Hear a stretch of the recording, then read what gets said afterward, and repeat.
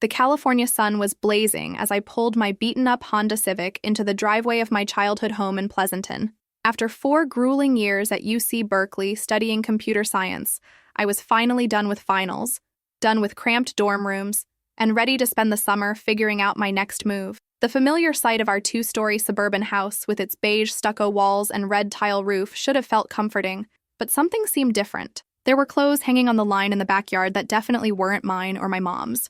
Bright, youthful patterns that screamed teenager. A bicycle I didn't recognize was leaned against the garage door, and there were potted plants on the front porch that hadn't been there during my last visit at Christmas. I grabbed my duffel bags from the trunk, my diploma carefully tucked in my backpack, and walked up the familiar stone pathway. Before I could even reach for my keys, the front door swung open. "Nick, honey, you're home!" My mom, Linda, rushed out, her graying blonde hair pulled back in a messy bun, wearing her favorite floral apron. She wrapped me in one of those suffocating hugs that only mothers can give, smelling like vanilla and the lavender fabric softener she'd used since I was little. "Hey, Mom," I said, squeezing her back. Something in her voice seemed overly cheerful, like she was trying too hard. "Where's Dad?" "Oh, he's at the hardware store with Maya. They'll be back soon." She stepped back, holding me at arm's length with that proud mother look. "Look at you! College graduate! I can't believe my little girl has a degree in computer science." Maya. That explained the bike and the clothes. My cousin Maya was 17, the daughter of my mom's sister who lived in Phoenix. Nice kid, but I hadn't seen her since she was maybe 12. "Maya's here? Is Aunt Carol visiting?" I asked, shouldering my bags and following Mom into the house. The living room looked exactly the same. Same beige sectional sofa, same family photos on the mantle, same landscape paintings that Dad had bought at a garage sale years ago. But there were new additions. A teenager's backpack thrown carelessly on the coffee table, a pair of sneakers by the door that were definitely not mine. Mom's smile faltered slightly. "Well, that's something we need to talk about, sweetheart. Maya's been staying with us for a while now. Since February, actually. February. That was 5 months ago." During our weekly phone calls, neither of my parents had mentioned Maya staying for an extended period. I'd assumed she was just visiting for a week or two when Mom casually mentioned her name. "Is everything okay with Aunt Carol?" I set my bags down, suddenly feeling uneasy. "Your aunt is going through some financial difficulties," Mom said carefully, wringing her hands. "And Maya's been struggling in school there, getting into some trouble. Carol thought a change of scenery might help, and we were happy to take her in." That was typical of my parents, always willing to help family, sometimes to their own detriment. It's one of the things I loved and occasionally resented about them. "That's really nice of you guys," I said, meaning it. "So where's she sleeping? The guest room?" Mom's face went pale. She fidgeted with her apron strings, avoiding my eyes. "Well, Nick, the guest room has been your father's office for the past year, remember? All his accounting work for the landscaping business." A cold feeling started spreading through my chest. "Mom, where is Maya sleeping?" The front door opened with a bang, and I heard my dad's booming laugh followed by a higher-pitched giggle. David Matthews walked in carrying a bag from Home Depot, followed by a tall, gangly teenager with dark hair and my family's signature green eyes. "Nick!" Dad dropped the bag and engulfed me in a bear hug that lifted me off the ground. "There's our college graduate. Maya, come meet your cousin Nick." Maya smiled shyly and gave me a quick hug. She was prettier than I remembered, with that awkward teenage grace that suggested she'd be stunning in a few years. "Hi, Nick. I've heard so much about you. Congratulations on graduating." "Thanks," I managed, still looking between my parents. "Dad, Mom was just about to tell me where Maya's been staying." The temperature in the room seemed to drop 10 degrees. Dad and Mom exchanged one of those married couple looks that spoke volumes. "Well," Dad cleared his throat, running a hand through his thinning brown hair. "Maya's been using your room, sweetheart. We figured since you were at school and only came home for holidays." My room. My childhood bedroom with its pale blue walls that I'd painted myself at 14. My twin bed with the white wooden headboard. My desk where I'd done homework for years. My closet still full of clothes and memories. "Using my room," I repeated slowly. "Like, temporarily?" Another look between my parents. "Nick," Mom said gently, "Maya's going to be finishing her senior year at Pleasanton High. She's doing so well here, and the stability has been really good for her." The reality hit me like a physical blow. They'd given away my room, not temporarily, not as a short-term solution. They'd given it away and expected me to just accept it. "Where exactly am I supposed to sleep?" I asked, my voice surprisingly calm considering the tornado of emotions churning inside me. "We set up the couch in the living room really nicely," Mom said quickly. And we can look into getting one of those air mattresses, or maybe a futon for the den. Maya looked mortified. I can sleep on the couch, she said quietly. I don't mind, really. No, I said, forcing a smile. It's fine. You're settled in. I wouldn't want to disrupt your school year. But it wasn't fine. Nothing about this was fine. I'd been displaced in my own home, and my parents had made this decision without even discussing it with me. I felt like a stranger, a guest in the house where I'd grown up. I think I'll go get some air, I said, grabbing my keys before anyone could protest. I was back in my car and driving before the tears started. I ended up at the Starbucks on Main Street, the same one where I'd spent countless hours in high school pretending to study while actually people-watching and daydreaming about my future. The irony wasn't lost on me that here I was again, except now I had a computer science degree, and apparently no bedroom to call my own. My phone buzzed with a text from my best friend Sarah. How's the homecoming going? Ready to take on the world yet? If only she knew. Sarah and I had met during freshman orientation at Berkeley. She was studying business, and we'd spent senior year talking about maybe starting something together after graduation. She was brilliant with numbers and strategy, while I lived and breathed code. Instead of texting back, I called her. Nick, please tell me you're calling with some genius startup idea that's going to make us millionaires. Sarah answered on the first ring, her voice bubbling with its usual energy. I'm calling because my parents gave my room to my cousin and I'm currently homeless, I said, trying to keep the bitterness out of my voice. What? Are you serious? I filled her in on the whole situation while nursing an iced coffee that had already gone watery in the California heat. Sarah listened without interrupting, which was unusual for her. Okay, she said finally. That sucks. Like, really sucks. But also, maybe it's exactly what you needed. How is being displaced from my own home exactly what I needed? Because now you don't have an excuse to stay comfortable.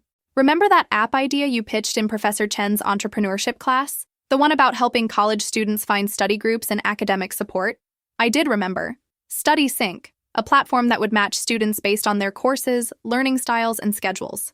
I'd gotten an A+ on the presentation, but it had just been an assignment, a theoretical exercise. Sarah, that was just a class project. So, the best businesses start as solutions to real problems.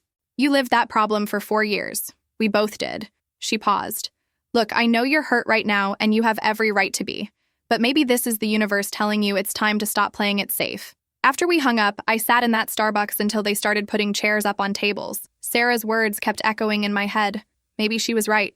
Maybe I'd been so focused on following the traditional path, get degree, get job at tech company, work my way up, that I'd never seriously considered creating my own path. By the time I drove home, the house was dark except for the porch light.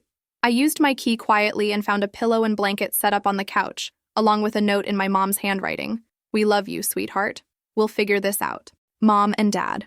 I changed into pajamas in the downstairs bathroom and tried to get comfortable on the couch that had seemed so spacious when I was 10, but now felt like a torture device designed for someone a foot shorter than my 5'7" frame. Around 2 a.m., I gave up on sleep and opened my laptop. Instead of scrolling social media or watching Netflix, I found myself sketching out wireframes for StudySync. What started as a way to distract myself from the uncomfortable couch gradually became something more focused. By sunrise, I had a rough business plan outlined and a list of features that went far beyond what I'd presented in class. The app wouldn't just match students for study groups. It would be a comprehensive academic support network. Students could find tutors, join virtual study sessions, share resources, and even connect with alumni in their field of study. You're up early. I looked up to see Maya in the kitchen, already dressed for what I assumed was a summer job. She was pouring cereal into a bowl, moving quietly to avoid waking my parents. Couldn't sleep, I said, closing my laptop. She nodded, looking uncomfortable. I'm really sorry about the room thing. I had no idea you didn't know. I would have said something, or maybe slept on the couch myself. Looking at her, really looking, I could see the stress lines around her eyes that seemed too mature for 17. Whatever was going on with her family situation had clearly been weighing on her. It's not your fault, Maya. My parents made a decision they thought was right. I meant it, even though I was still angry at them. How are you liking it here? Her face brightened slightly. It's good. Different from Phoenix, but good. I got a job at the movie theater downtown, and I made some friends at school. Uncle David's been teaching me to drive stick shift in his old truck. That's great.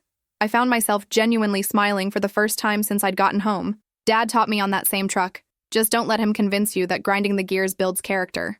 She laughed, and for a moment the awkwardness lifted. What were you working on? She asked, nodding toward my laptop.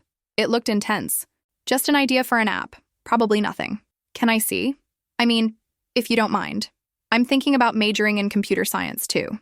I reopened my laptop and showed her the wireframes and notes I'd been working on. As I explained the concept, I found myself getting excited about it all over again. Maya asked smart questions and made suggestions that I actually wrote down. "This could be huge," she said when I finished. I would have killed for something like this during my junior year when I was struggling with chemistry. After Maya left for work, I called Sarah again. "I've been thinking about what you said yesterday," I started. "Good. Tell me you've decided to take over the world." "Maybe not the whole world, but I worked on the StudySync concept all night, and I think it could actually work." "I'm listening."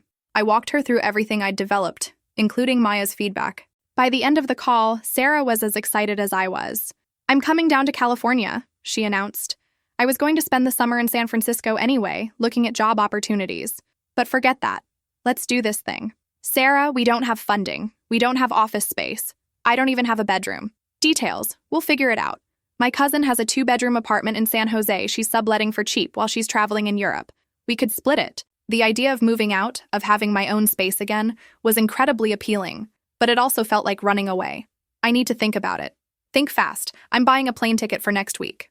That evening, my parents tried to have a heart-to-heart with me over dinner. Maya had tactfully gone to see a movie with friends, leaving us alone to hash things out. "We should have discussed this with you before making the decision," Dad said, pushing peas around his plate. "That wasn't fair. We just didn't want to worry you during finals," Mom added. "And honestly, we didn't think you'd mind. You always said you couldn't wait to get out of this little town." They weren't wrong. I had said that. Many times. But there was a difference between choosing to leave and being pushed out. "I'm thinking about moving to San Jose with Sarah," I said. "We want to try starting a business together." Mom's face fell. "Honey, wouldn't it be better to get a stable job first? Build up some savings? Starting a business is so risky." "Everything's risky, Mom. But at least this way, if I fail, I'll be failing at something that's mine." Dad nodded slowly. "What kind of business?" I explained StudySync, watching their faces carefully. Dad's expression grew more interested as I talked, while Mom looked increasingly worried. "It sounds promising," Dad said finally. "But your mother's right about the financial risk. Do you have any startup capital?" I had about $8,000 saved from internships and part-time jobs. Not much, but maybe enough to get started if we were careful. "I'll figure it out," I said. That night, lying on the couch again, I made my decision. I was going to San Jose with Sarah. I was going to build StudySync. And I was going to prove that sometimes the biggest risks lead to the biggest rewards. I just had no idea how big those rewards would eventually be. The apartment in San Jose was everything Sarah had promised and nothing like I'd expected. Her cousin Emma had clearly been living the minimalist lifestyle. White walls, basic IKEA furniture, and exactly 3 items in the refrigerator. But it had 2 bedrooms, decent Wi-Fi, and most importantly, it was mine. Well, half mine. Sarah arrived 3 days after I moved in, carrying 2 enormous suitcases and a box of business books that she insisted were essential reading for future CEOs. She took one look at our sparse living situation and immediately started making lists.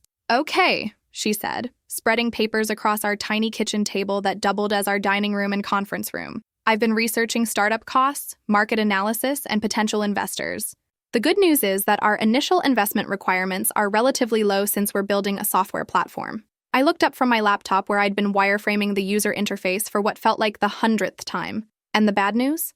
The competition. There are already several apps targeting college students for academic support. We need to figure out what makes StudySync different and better. This was why Sarah and I worked well together. Where I got caught up in the technical possibilities, she focused on the business realities. Over the next 2 weeks, we developed a routine. I'd code from sunrise until noon.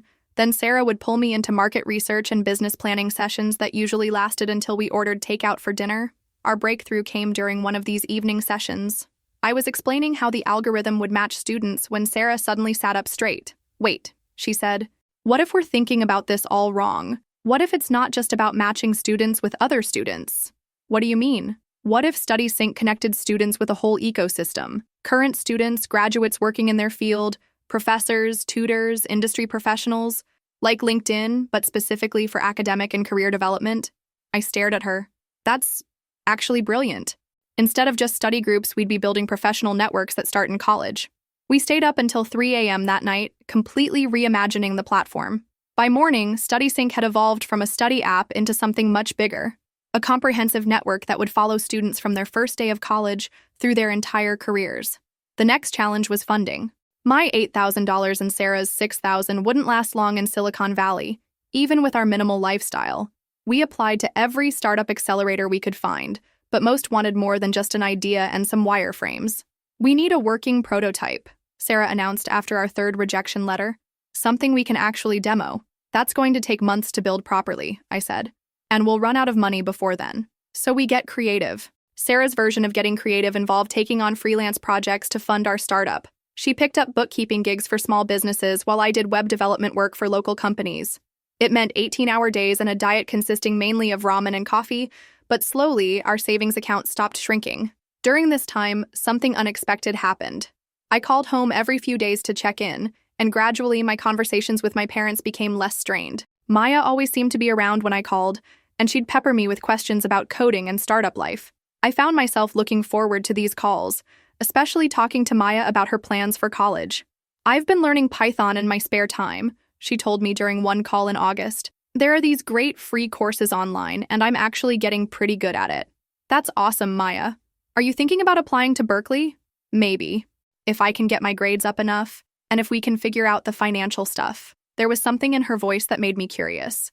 "What do you mean, financial stuff?" "Just, college is expensive. And with my mom's situation," I made a mental note to ask my parents about Maya's financial situation later, but the conversation was interrupted when Sarah burst through the door with news. "We got in!" she shouted, waving her phone. "TechStart Accelerator just called. We're in their fall cohort." TechStart wasn't the most prestigious accelerator in Silicon Valley, but it was legitimate. They offered $25,000 in seed funding, 3 months of mentorship, and access to their network of investors. More importantly, they believed in our vision. The next 3 months were a whirlwind. We moved into TechStart's shared workspace in Palo Alto, where we were surrounded by other hungry entrepreneurs working on everything from drone delivery services to AI-powered dating apps. The energy was infectious. Our mentor was Jake Morrison, a 32-year-old serial entrepreneur who'd sold his last startup to Google for $40 million. He was tall, always wore the same black t-shirt and jeans combination, and had an annoying habit of asking questions that completely changed how I thought about problems. "Why are you trying to build everything at once?" he asked during our first meeting, looking at our elaborate feature list. "What's the one thing StudySync does better than anyone else?" Sarah and I exchanged glances. We'd been so excited about all the possibilities that we'd lost focus on the core value proposition. "Matching," I said finally. "Our algorithm for matching students with the right people and resources." "Good. So build that first. Make it perfect. Then worry about everything else." Jake's advice transformed how we approached development. Instead of trying to create a comprehensive platform right away, we focused on building the best possible matching system. I spent weeks refining the algorithm, taking into account not just academic needs, but learning styles, personality types, and even schedule compatibility. By November, we had a working prototype that could match students with study partners with 87% compatibility rating based on our beta testing at nearby colleges. It wasn't the full vision yet, but it was solid. "Demo day is in 2 weeks," Jake reminded us during a progress check. "You need to be able to show real users and real results." We already had 300 beta users across Stanford, San Jose State, and UC Santa Cruz. The engagement numbers were promising, but Sarah wanted more. "We need a story," she said. "Not just statistics, but a real example of how StudySync changed someone's academic life." The story came from an unexpected source. One of our beta users was a freshman at Stanford named Marcus who'd been struggling with organic chemistry. StudySync had matched him with a study group of 3 other students and a graduate student mentor. Not only did Marcus pass the class, but the study group had become close friends and were now working together on a research project. "This is exactly the kind of impact we want to highlight," Sarah said when Marcus agreed to speak at our demo day presentation. The night before demo day, I couldn't sleep. I kept thinking about how far we'd come from that first night on my parents' couch when I'd sketched out the initial idea. Sarah was equally nervous, pacing around our tiny apartment and rehearsing her pitch for the 100th time. "What if no one invests?" she asked. "Then we keep building anyway," I said. "We've gotten this far on our own." But I was worried too. The accelerator program was ending, which meant our funding was about to dry up. We needed investors not just to grow, but to survive. Demo day was held in a sleek auditorium in downtown Palo Alto. 20 startups from our cohort would present to an audience of investors, entrepreneurs, and media. We were scheduled 15th out of 20. Not the best slot, but not the worst either. I watched the first 14 presentations with a mixture of admiration and terror. The ideas were impressive, the presentations polished. When our turn came, my hands were shaking as I connected my laptop to the projector. "Good afternoon," Sarah began, her voice steady and confident. "How many of you struggled to find study partners in college? How many of you wished you'd had better connections to people in your field?" A surprising number of hands went up in the audience. StudySync solves that problem by creating meaningful academic and professional connections that last beyond graduation. I took over for the technical demo, showing how the platform worked and highlighting our user engagement statistics. Then Marcus stepped up to share his story, and I could see the audience lean forward with interest. "StudySync didn't just help me pass organic chemistry," Marcus said. "It connected me with people who became my closest friends and research collaborators. It changed my entire college experience." Sarah closed with our financial projections and funding request. We were asking for $500,000 in seed funding to expand to 50 universities and hire our first employees. When we finished, the applause was enthusiastic. Several investors approached us immediately after the presentation, and by the end of the day, we had meetings scheduled with 4 different venture capital firms. Walking back to our car, Sarah grabbed my arm. "I think we actually did it," she said. "Did what?" "Convinced people that 2 25-year-olds with an idea can actually build something big." 3 weeks later, we signed our first investment deal. Northbridge Ventures offered us $600,000 for 15% equity. It was more money than I'd ever imagined having access to, and it meant StudySync was about to become very real, very fast. That night, I called home to share the news. "We're so proud of you, sweetheart," Mom said, and for the first time in months, I could hear genuine joy in her voice instead of worry. Dad got on the phone. "I have to admit, I didn't think this startup thing would work out, but you proved me wrong." Maya's voice came through in the background. "Tell Nick I said congratulations, and ask her if StudySync is hiring interns yet." After I hung up, I sat in our little apartment looking out at the lights of San Jose, thinking about how much had changed in 6 months. Getting displaced from my childhood room had been painful, but it had forced me to build something entirely new, something that was mine. I had no idea that in 18 months StudySync would be worth over $10 million, or that my success would end up saving my family in ways I never could have imagined. 18 months later, I was standing in the corner office of our new headquarters in Mountain View, looking out at a view that still didn't feel real. StudySync had exploded beyond our wildest projections. What started as a simple study matching app had become the go-to platform for academic networking, with over 200,000 active users across 150 universities. The transformation hadn't happened overnight. After securing our initial funding, Sarah and I had worked 16-hour days for months, hiring our first employees, refining the platform, and expanding to new markets. Jake had become more than just a mentor. He'd joined as our chief technology officer, and somewhere along the way, had become something more personal too.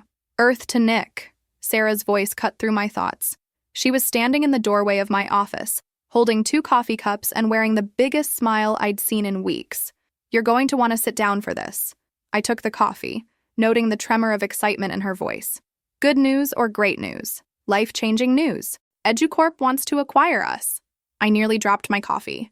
EduCorp was one of the largest educational technology companies in the world, worth billions. The fact that they even knew who we were felt surreal. "Acquire us how?" I asked, my voice barely above a whisper. Sarah's smile grew even wider. $12.3 million, all cash. They want to integrate StudySync into their existing platform and keep our entire team. $12 million. I sat down heavily in my desk chair, trying to process what that meant. After expenses and investor payouts, Sarah and I would each walk away with about $4 million. At 26 years old, I would be a multimillionaire. "There's more," Sarah continued. "They want to keep you on as VP of Product Development. 3-year contract, base salary of $200K plus equity in EduCorp." Over the next few days, lawyers and accountants invaded our lives. Every detail of the acquisition had to be negotiated, verified, and documented. Jake was instrumental in helping us navigate the process. His experience from his previous exit, invaluable. "This is incredible, Nick," he said during one of our late-night strategy sessions. We'd been dating for about 6 months, though we'd kept it quiet at the office. "You should be celebrating." "I know I should be happy," I said, staring at the acquisition paperwork spread across my desk. "This is everything we dreamed of and more. So why do I feel so empty?" Jake moved behind my chair and put his hands on my shoulders. "Because you're thinking about something else." "What is it?" He knew me too well.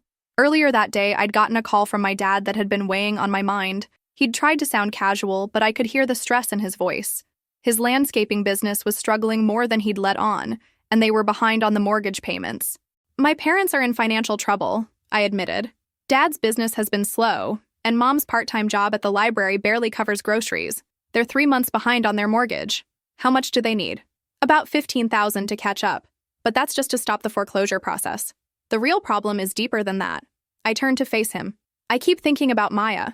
She's been living with them for almost 2 years now, and she's about to graduate high school. She wants to go to Berkeley, but there's no way my parents can help with college costs, especially not now. Jake was quiet for a moment. You know, with the acquisition money, you could help them. I've thought about that, but just giving them money to catch up on payments doesn't solve the underlying problem. Dad's business model isn't sustainable in this economy, and they're going to end up in the same situation again. What I didn't tell Jake was the idea that had been forming in the back of my mind. An idea that was both completely logical and utterly insane. The acquisition closed on a Thursday in March. I'll never forget sitting in that conference room, signing document after document, watching our lawyers shake hands with their lawyers. When it was over, Sarah and I walked out of the building as millionaires. We celebrated that night at a fancy restaurant in Palo Alto, along with Jake and our core team. Everyone was talking about their plans. Sarah wanted to take a few months off before starting her next venture. One of our developers was buying a house. Another was planning a trip around the world. But my mind was elsewhere, thinking about a phone call I needed to make. I drove home to Pleasanton the next morning, telling my parents I wanted to celebrate with them in person. They were thrilled to see me, and Mom had made all my favorite foods. Maya was there too, now 18 and about to graduate as valedictorian of her high school class. I can't believe our little girl sold her company for millions of dollars, Mom kept saying, tears streaming down her face. Dad was trying to act casual, but I could see how proud he was. So what's next? You mentioned EduCorp offered you a position? I'm still deciding, I said, which was true. But first I want to talk to you all about something. I waited until after dinner, when we were all sitting in the living room. Maya was curled up in the armchair where she always sat when she was thinking deeply about something, and my parents were on the couch, holding hands like they'd done my entire life. I want to buy the house, I said simply. The silence that followed was deafening. Buy the house? Dad repeated slowly. I know about the mortgage situation, I continued. And I know you've been struggling. Rather than just help you catch up on payments, I want to buy the house from you outright, for $2.1 million. Mom gasped. The house was worth maybe $800,000 on a good day in Pleasanton's market. I was offering nearly 3 times its value. Nick, sweetheart, that's incredibly generous, but we can't accept that, Dad said. It's too much. It's not too much. It's exactly what I want to do with my money. I leaned forward. Dad, this would give you enough to pay off all your debts, invest in proper equipment for your business, and have a substantial nest egg for retirement. Mom, you could quit that job at the library that you hate and maybe go back to teaching like you always wanted. I turned to Maya, who was staring at me with wide eyes. And Maya, this would mean you could go to Berkeley without worrying about student loans. Full ride, all 4 years, courtesy of your successful cousin who remembers what it felt like to not have a bedroom. Maya started crying then, and soon Mom was crying too. Dad was trying very hard not to cry and failing miserably. But where would we live? Mom asked through her tears. Here, I said. I'm buying the house, but I want you to live in it for as long as you want. Think of it as me being your landlord, except you'll never pay rent. Nick, this is too much, Dad protested again, but his voice was shaky with emotion. Dad, you took Maya in when she needed a family. You gave her my room because she needed stability more than I needed my childhood bedroom. That was the right thing to do, even though it hurt at the time. I looked around at all of them. This is me paying it forward, and paying it back. Maya suddenly jumped up from her chair and threw her arms around me. Thank you, she whispered. Thank you so much. The legal process took about 6 weeks. During that time, I officially accepted the position at EduCorp and started my new role as VP of Product Development. I also started house hunting in the Bay Area, finally ready to buy a place that was truly mine. The day we closed on my parents' house was one of the most emotional days of my life. I handed my dad a cashier's check for $2.1 million and watched him stare at it like he couldn't believe it was real. I keep thinking I'm going to wake up and this will all be a dream, he said. It's not a dream, Dad. It's what happens when family takes care of family. That evening, Maya found me in what used to be my childhood room. She'd redecorated it over the past 2 years, but she'd kept some of my old things, my bookshelf, some photos, a few stuffed animals. I always felt guilty about taking your room, she said. Even after you moved out and started the company, I felt like I'd displaced you. You didn't displace me, Maya. You gave me the push I needed to build my own life. I sat down on the bed that had been mine for so many years. Sometimes the best thing that can happen to you is losing something you thought you needed. It forces you to discover what you're actually capable of. She sat down next to me. I got into Berkeley, early admission with a partial academic scholarship. That's amazing. I'm so proud of you. I'm going to study computer science, like you. And maybe someday I'll start my own company too. I have no doubt you will. And when you do, I'll be your first investor. As I drove back to San Jose that night, I thought about the strange journey that had brought me here. 2.5 years ago, I'd been devastated to find my room given away. Tonight, I'd given away $2.1 million and had never felt richer. Sometimes the most generous thing you can do is give someone the chance to find their own strength. My parents had done that for Maya. Maya's presence in my room had done that for me, and now I was doing that for all of them. The circle was complete, but somehow I had a feeling this was just the beginning. 1 year later, I was back in my childhood home for Maya's high school graduation party. The house felt completely different now. Not because anything physical had changed, but because the energy was transformed. Dad's landscaping business was thriving with his new equipment and financial stability. Mom had indeed gone back to teaching and was happier than I'd seen her in years. And Maya was about to start her freshman year at Berkeley on a full scholarship, academically and financially free to pursue her dreams. The backyard was filled with Maya's friends, teachers, and our extended family.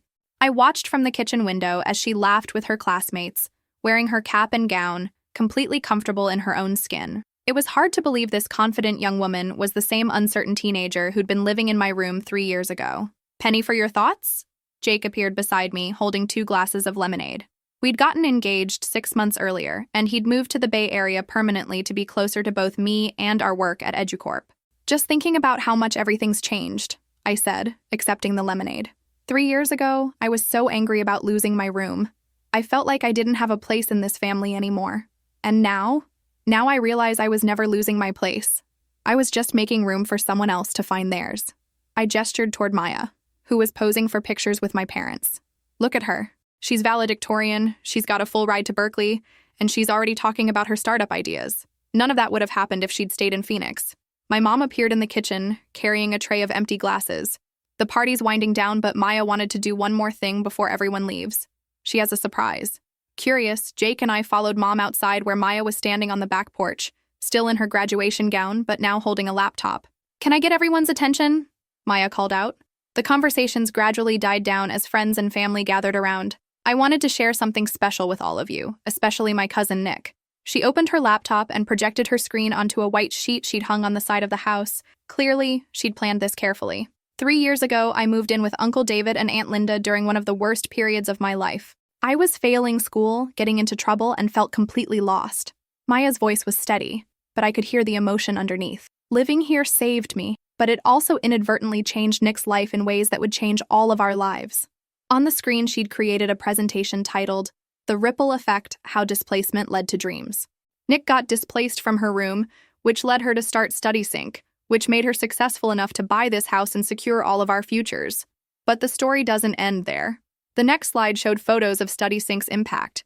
Testimonials from students who'd found academic support, formed lasting friendships, and discovered career opportunities through the platform. StudySync now has over 400,000 active users. According to EduCorp's latest impact report, students who use the platform have a 23% higher graduation rate and are 35% more likely to find jobs in their field within 6 months of graduating. I had no idea Maya had been tracking these statistics so closely. But here's what Nick doesn't know, Maya continued, clicking to the next slide. I've been working on my own project for the past year, something inspired by what I learned from watching her build StudySync. The slide revealed a sleek app interface called Mentor Bridge. It looked professional, polished, and completely functional. Mentor Bridge connects high school students from underserved communities with college students and professionals in their areas of interest. It's like StudySync, but focused on bridging the gap between high school and college for students who don't have access to traditional guidance counseling or family networks in higher education. Jake squeezed my hand. I was staring at Maya in complete amazement. I've been beta testing it at 5 high schools in the Bay Area, including 2 in East San Jose where most students are first-generation college hopefuls. The preliminary results are incredible. Students using Mentor Bridge are 60% more likely to apply to 4-year universities and 40% more likely to complete their FAFSA applications.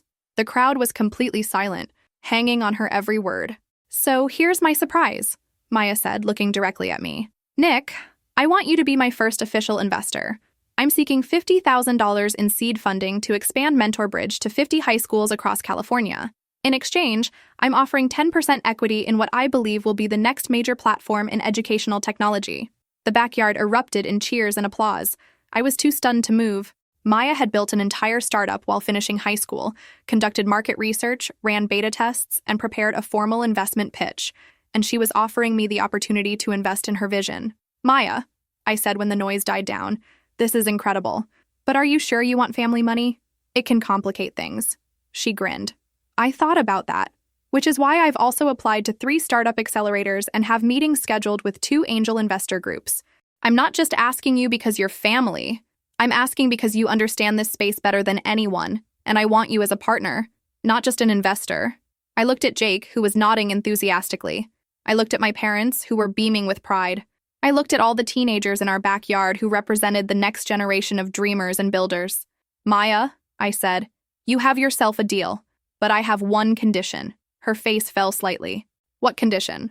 I want to invest $100,000 for 15% equity, and I want to be your official mentor through the process. Deal? Maya's shriek of joy could probably be heard 3 blocks away. She launched herself at me in a hug that nearly knocked us both over. Later that evening, after all the guests had gone home, our family sat around the kitchen table going over Maya's business plan in detail. It was sophisticated, well-researched, and honestly better than some of the pitches I'd seen from MBA students. I can't believe you put all this together while maintaining a 4.0 GPA, Dad said, shaking his head in amazement. I learned from the best, Maya said, nodding toward me.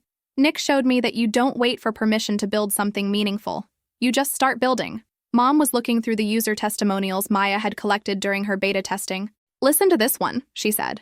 Before Mentor Bridge, I didn't even know what a college application looked like. Now I'm starting at UC Davis in the fall with a partial scholarship. This app didn't just help me get into college, it showed me that college was possible. We stayed up until nearly midnight, talking through Maya's plans, discussing strategy, and dreaming about the impact Mentor Bridge could have.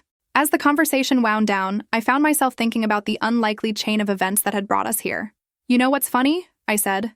If you'd asked me 3 years ago what the worst thing that could happen to me was, I probably would have said losing my childhood bedroom. But that one painful moment led to everything good that came after. Everything happens for a reason, Mom said, reaching across the table to squeeze my hand. I don't know if everything happens for a reason, I replied. But I do think we can choose to find meaning in everything that happens to us.